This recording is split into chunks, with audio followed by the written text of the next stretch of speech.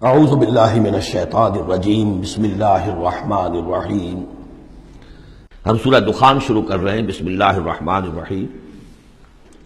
حامیم والکتاب المبین۔ اس سے پہلی سورہ زخرف ہم پڑھ چکے ہیں، اور سورہ زخرف میں اور سورہ دخان میں وہی نسبت زوجیت ہے، یہ دونوں صورتیں جوڑے کی شکل میں ہیں۔ چنانچہ آغاز بالکل وہی ہے، حامیم والکتاب المبین۔ حامیم قسم ہے اس روشن کتاب کی، واضح کتاب کی، اور قسم کے بعد مقسم علیہ یہاں نہیں ہے، وہ میں بتا چکا ہوں۔ ان تمام صورتوں میں گویا کہ محذوف ہے مقسم علیہ۔ قسم کس بات پر کھائی؟ یاسین والقرآن الحکیم انک لمن المرسلین۔ تو انک لمن المرسلین یہاں پر محذوف مانیے، گواہ ہے یہ قرآن، روشن قرآن، کہ اے محمد آپ اللہ کے رسول ہیں، یہ آپ کی رسالت کا ثبوت ہے، قطعی ہے۔ اور دوسری نسبت جو ہے ان دونوں صورتوں میں، وہاں ذکر تھا کہ یہ قرآن جو ہے ہمارے پاس ہے، اصل قرآن، وَإِنَّهُ فِي أُمِّ الْكِتَابِ لَدَيْنَا لَعَلِيٌّ حَكِيمٌ۔ یہ قرآن جو ہے اصل تو ہمارے پاس ہے، لوح محفوظ بھی اسے کہا گیا ہے آخری پارے میں، اور کتاب مقدون بھی کہا گیا اسے سورہ واقعہ میں، یہاں ام الکتاب کہا گیا تھا، وہاں ہے اصل قرآن۔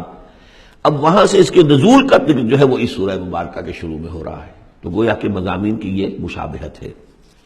انا انزلناہ فی لیلۃ مبارکہ، ہم نے اس کو نازل کیا ہے ایک مبارک شب میں۔ یہ عشرہ جسے کہ حضور نے کہا ہے کہ آخری عشرہ جو ہے عتق من النار، آگ سے چھٹکارا پانے کا ہے۔ جس نے یہ عشرہ پایا زندگی میں اور پھر بھی اس کی اصل قدر نہ کی اور آگ سے چھٹکارا نہ پایا تو بڑا ہی بد نصیب ہوا۔ تو اسی میں لیلۃ القدر ہے، اور لیلۃ القدر پر ایک مکمل سورت ہے آخری پارے میں، انا انزلناہ فی لیلۃ القدر۔ لیکن قرآن مجید میں اہم مضامین چونکہ کم از کم 2 مرتبہ آتے ہیں، وہی مضمون یہاں بھی ہے۔ لیلہ مبارکہ اور لیلۃ القدر ایک ہی شے ہے، ایک ہی رات کا نام ہے۔ انا انزلناہ فی لیلۃ المبارکۃ، ہم نے اس کو نازل کیا ایک بڑی مبارک شب میں۔ انا کنا منذرین، ہم ہیں خبردار کر دینے والے۔ رسالت کا اصل مقصد، کتابوں کا اصل مقصد انذار، خبردار کرنا۔ یا ایھا المدثر قم فانذر، کھڑے ہو جائیے، کمر کسیے اور خبردار کر دیجئے لوگوں کو کہ زندگی یہی زندگی نہیں ہے، یہ تو زندگی کا بڑا ہی ایک چھوٹا سا حقیر سا دیباچہ ہے، اصل زندگی تو موت کے بعد ہے۔ وَإِنَّ دَارَ الْآخِرَةَ لَهِيَ الْحَيَوَانُ لَوْ كَانُوا يَعْلَمُونَ فِيهَا يُفْرَقُ كُلُّ أَمْرٍ حَكِيمٍ۔ اس لیلہ مبارکہ میں تمام پختہ فیصلے طے پا جاتے ہیں۔ ہم سورہ سجدہ میں پڑھ چکے ہیں کہ اللہ تعالیٰ کی جو تدبیر ہے، اس کائنات کی جو تدبیر فرما رہا ہے، تو ایک تو اس کی سکیمز بنتی ہیں، اس کے منصوبے بنتے ہیں، اس کے نقشے بنتے ہیں جو 1000 سال کے ہوتے ہیں۔ اللہ کا ایک دن 1000 سال کا ہے۔ یدبر الامر من السماء الى الارض ثم يعرج الیہ فی یوم کان مقدارہ 1000 سنۃ مما تعدون۔ لیکن پھر ہمارے حساب سے جو ہر سال کا معاملہ آتا ہے، تو یہ بھی ایک رات ایسی ہے سال کی، یہ اس یوں سمجھیے کہ جو کاسمک جو ایک امپائر ہے اللہ تعالیٰ کی عظیم مملکت ہے، یہ اس کاسمک امپائر کی یہ بجٹ سیشن ہے سال کا، اور اس میں سال کے اندر ہونے والے سارے واقعات کے ضمن میں جو کچھ ہونا ہے وہ فیصلے طے پا کر، اور یفرقوں کا صحیح مفہوم ہوگا ایشو کر دیے جاتے ہیں۔ فرق کہتے ہیں علیحدہ کر دینا، گویا کہ اس رات وہ فیصلے ایشو کر کے اور ملائکہ کے حوالے کر دیے جاتے ہیں۔ تو چونکہ یہ رات وہ عظیم رات ہے کہ جس میں تمام سال کے فیصلے طے پا کر اور ملائکہ کے حوالے کر دیے جاتے ہیں کہ اب ان کی امپلیمنٹیشن کرو، وہ سول سروس ہے، وہ بیوروکریسی ہے اس کائناتی حکومت کی۔ تو اسی رات کو اللہ نے اس قرآن کو لوح محفوظ یا ام الکتاب سے اتار دیا سمائے دنیا تک۔ امرا من عندنا، اور یہ تمام احکام جو ہم طے کر لیتے ہیں اس شب میں، وہ ہماری طرف سے حکم ہوتے ہیں، طے پا چکے ہوتے ہیں۔ امرا من عندنا انا کنا مرسلین، ہم ہی ہیں بھیجنے والے۔ رحمتا من ربک، اور تمام فیصلے جو ہوتے ہیں اللہ تعالیٰ کے رحمت ہی پر مبنی ہوتے ہیں، اور خاص طور پر اس کتاب کا بھیجا جانا وہ تو ایک عظیم رحمت ہے نوع انسانی کے لیے۔ انہ هو السمیع العلیم، یقیناً وہ سب کچھ وہی ہے، سب کچھ سننے والا اور سب کچھ جاننے والا۔ رب السماوات والارض وما بینہما، وہی ہے آسمانوں اور زمین اور جو کچھ ان کے مابین ہے، ان سب کا مالک اور رب۔ ان کنتم موقنین، اگر تم یقین کرو، یعنی یہ بات مان لینا تو شاید آسان ہو، یقین کرنا مشکل ہو جاتا ہے۔ ہمیں نفس دھوکہ دیتا ہے اس کا مالک میں ہوں، یہ چیز میری ہے۔ ہونا یہ چاہیے کہ ہر شے اللہ کی ہے۔ این امانت چند روزہ جس نے ماست، در حقیقت مالک ہر شے خداست۔ میرے پاس تو یہ چند دن کے لیے امانت کے طور پر، یہ ہاتھ بھی اللہ کی امانت ہے جس نے مجھے دیا ہے۔ اللہ پوچھے گا کہ تم نے غلط کام تو نہیں لیا اس سے؟ ہمارے اپنے اعضاء جو ہیں، اپنے ہاتھ، ہمارے پاؤں، ہماری کھالیں ہمارے خلاف گواہی دیں گی۔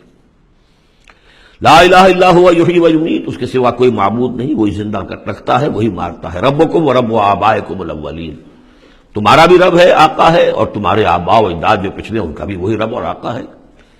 بل ہم فی شک یلعبون، لیکن یہ لوگ جو ہے شک ہی میں پڑے ہوئے ہیں۔ یعنی حضور جو قرآن پیش فرما رہے تھے تو جو مکے میں لوگ تھے ان کی اکثریت کا حال یہ تھا کہ وہ شکوک و شبہات میں تھے، اور یا پھر یہ کہ ہنسی مذاق بنایا ہوا تھا کہ یہ کیا ہے، کیا کہہ رہے ہیں محمد، کہ آسمان سے میرے پاس وحی آ رہی ہے صلی اللہ علیہ وسلم۔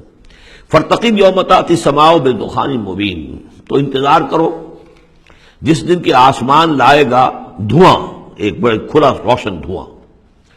اس آیت کے بارے میں دو اعظم رجال جو ہیں امت کے، ان کے مابین بڑا شدید اختلاف ہے۔ عبداللہ ابن عباس رضی اللہ تعالیٰ عنہما کا کہنا یہ ہے کہ اس سے مراد ہے قیامت سے قبل ایک بہت بڑا دھواں آئے گا، اور وہ احادیث میں بھی ہے، حضور نے فرمایا ہے کہ یہ 10 نشانیاں ہیں قیامت سے فوراً قبل جو آئیں گی، یکے بعد دیگر، ان میں دخان بھی ہے۔ لیکن یہ کہ عبداللہ ابن مسعود رضی اللہ تعالیٰ، وہ بھی بڑے جلیل القدر صحابہ میں سے ہیں، وہ بڑی شدت کے ساتھ یہ رائے رکھتے ہیں کہ نہیں، اس سے مراد مکے میں جو قحط پڑا تھا وہ ہے۔